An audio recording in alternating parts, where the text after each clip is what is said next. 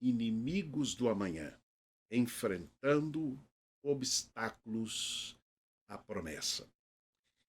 Diz assim a palavra de Deus: E as aves de rapina desciam sobre os elementos do sacrifício. Abrã, porém, as enxotava. Ora, ao pôr do sol, caiu um profundo sono sobre Abrã. E eis que lhe sobrevieram grande pavor e densas trevas.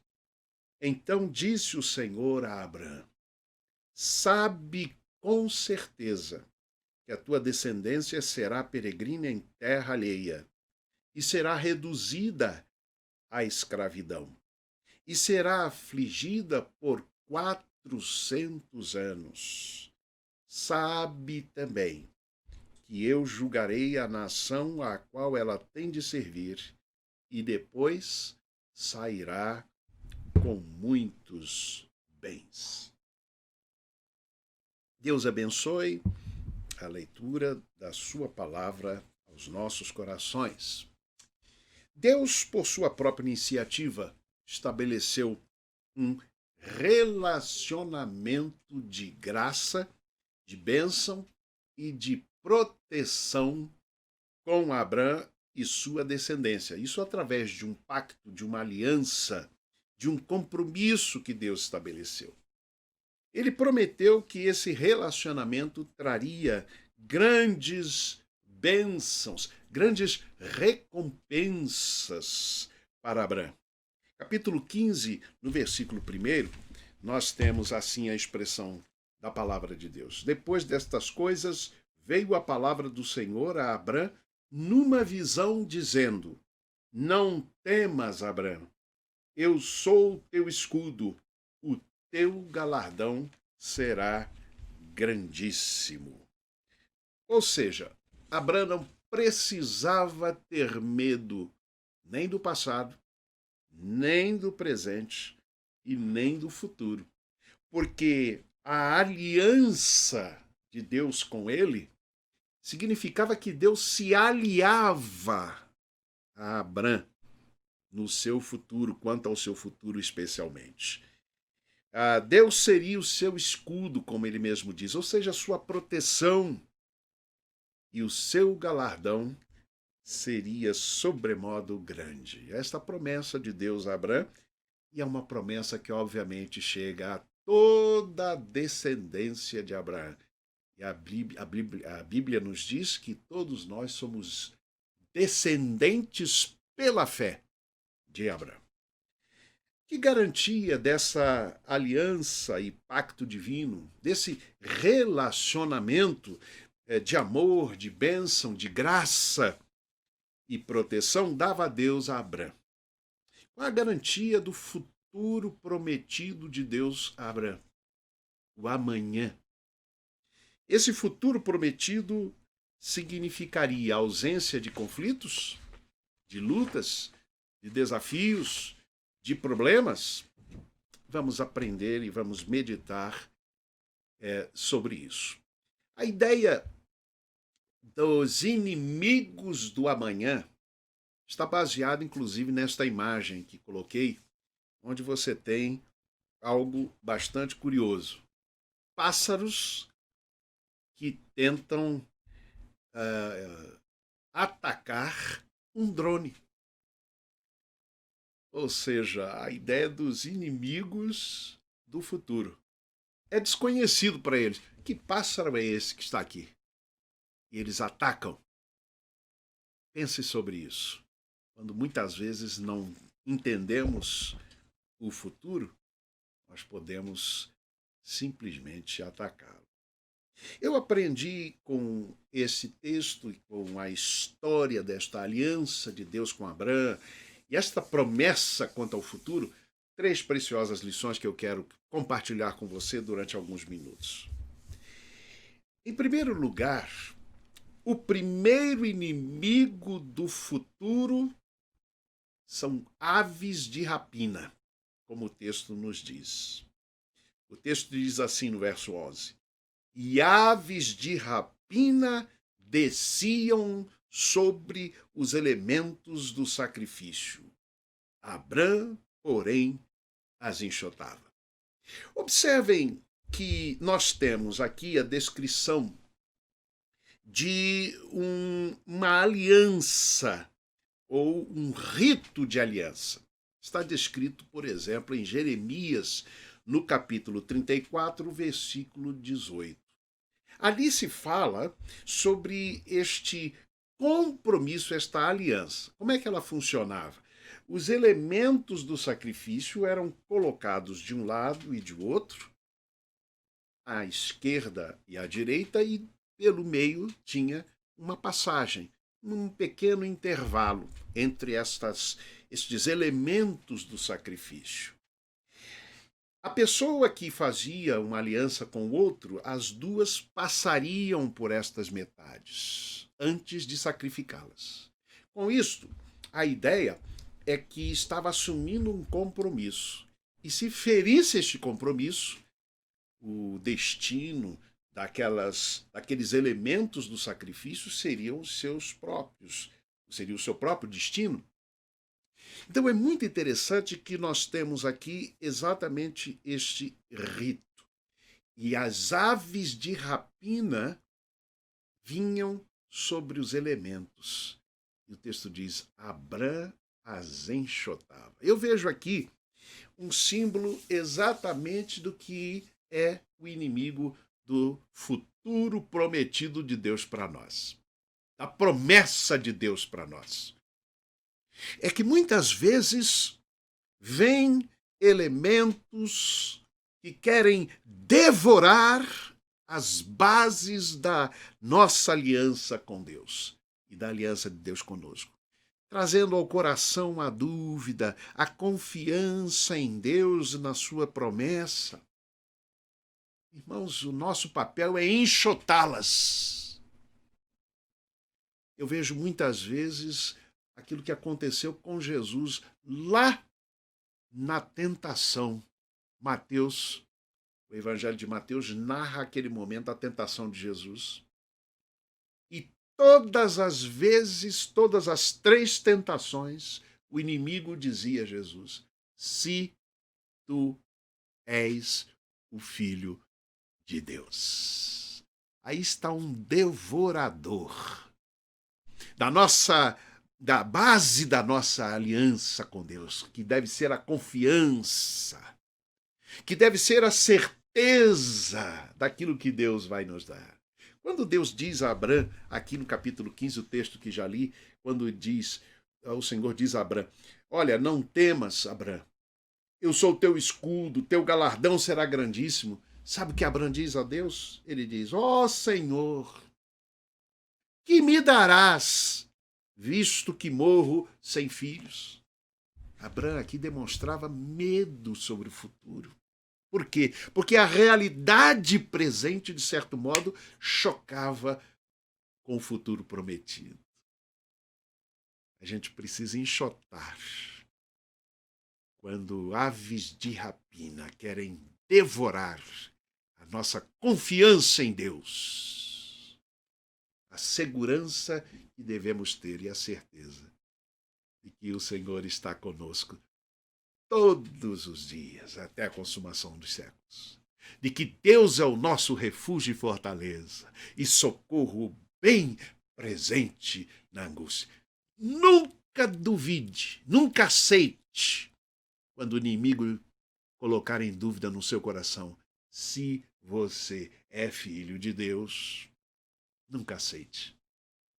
Reafirme constantemente que Deus é o seu Pai. Você é filho de Deus. O segundo inimigo do futuro são os sofrimentos que experimentamos em nossa vida. Eu diria até mais do que os sofrimentos. Às vezes, a expectativa do sofrimento futuro. Vejam o que diz o texto. Ora, ao pôr do sol, caiu um profundo sono sobre Abrã. Estava cansado. Caiu um profundo sono. E sabe o que acontece? Tem um pesadelo. Ao invés de um sonho, um pesadelo. Eis que lhe sobrevieram grande pavor e densas trevas. Então disse o Senhor a Abrão: sabe com certeza que a tua descendência será peregrina em terra alheia, será reduzida à escravidão e será afligida por 400 anos. Eu assisti um filme em uma ocasião, que agora não me vem à memória, à mente, o nome, mas de uma mulher profissional que perdeu seu emprego às vésperas de uma viagem para uma convenção de pessoas da mesma área profissional que ela. E esta ficava numa ilha do Caribe. Ela resolve ir assim mesmo para aquela viagem, mesmo tendo perdido o emprego, para ver se lá ela conseguia uma outra vaga de emprego. Mas chegando até lá, ele descobre que aquela ilha está às vésperas de uma grande tempestade. Essa tempestade costuma derrubar casas, etc. E a mulher, o que faz? Se desespera.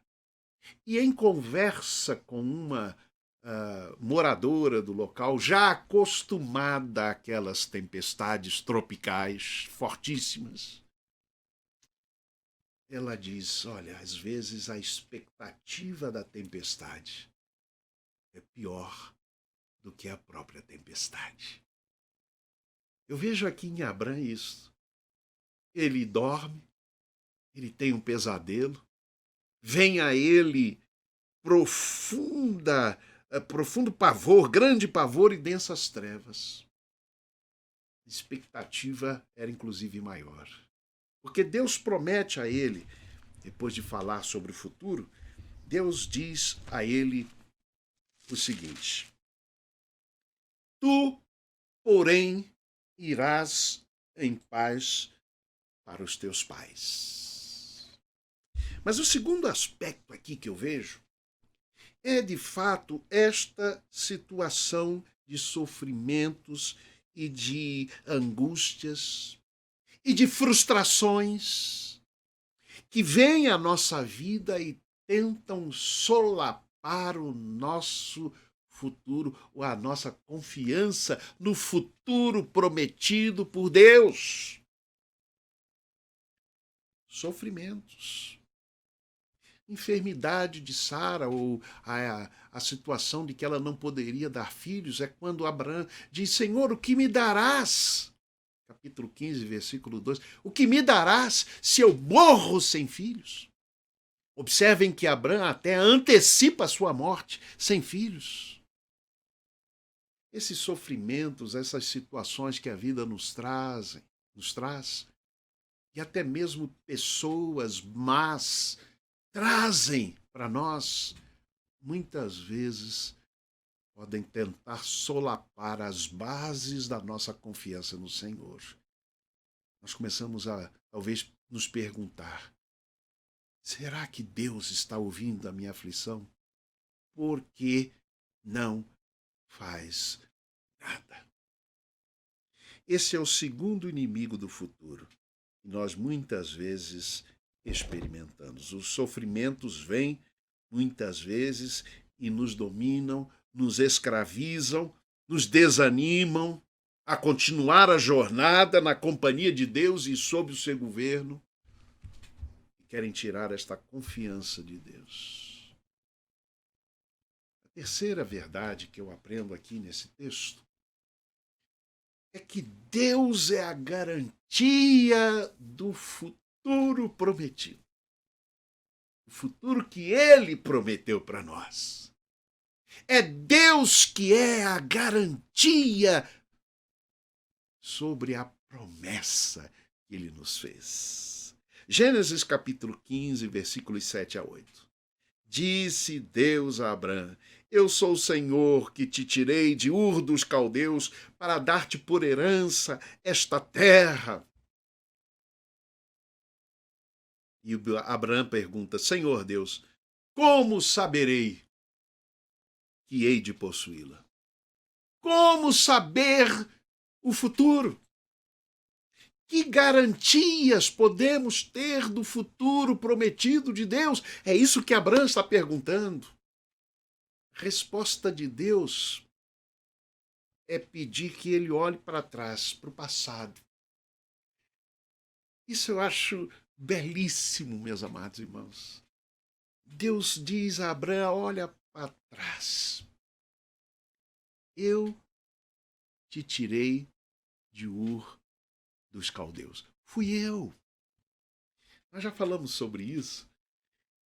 E é só para lembrar que aquele movimento de migração, através do qual, e esse movimento de migração é atestado pelos historiadores, pelos estudiosos, aconteceu naquele momento, vindo do norte para o sul, e foi exatamente o movimento de Terá, pai de Abrão. Ele sai da Babilônia para ir para Canaã.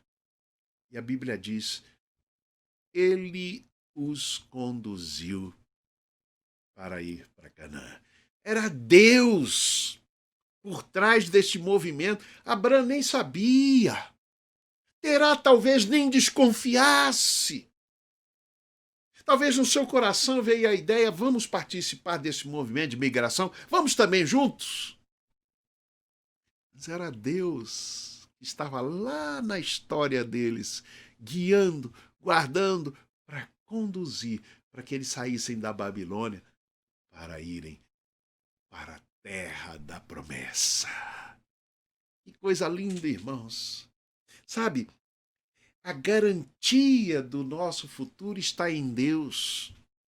E está na história de Deus, na nossa história. O caminhar de Deus na nossa história. Eu quero fazer um desafio a você. Faça um inventário da sua história passada. Vá anotando os momentos talvez mais difíceis, mais decisivos da sua história. E procure ver a mão de Deus ali, conduzindo e trabalhando. Coisas que talvez você nem entendesse. Por que eu fui para tal lugar? Era Deus conduzindo a sua história. Sim, antes que Abraão perguntasse sobre o futuro, Deus já respondera a sua inquietação sobre o futuro e sobre a garantia. Ele disse: Senhor, como saberei que o futuro vai acontecer, conforme o Senhor prometeu? A garantia do futuro prometido para Abraão estava no passado. Eu sou o Senhor que te tirei de Ur dos caldeus.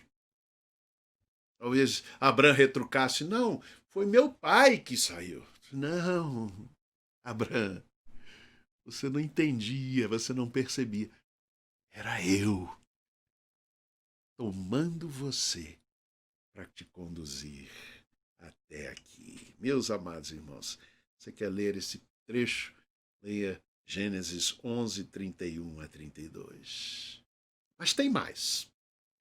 Quando Deus diz que vai acontecer tudo isso, toda essa situação de 400 anos, Deus diz a Abraão o seguinte: sabe com certeza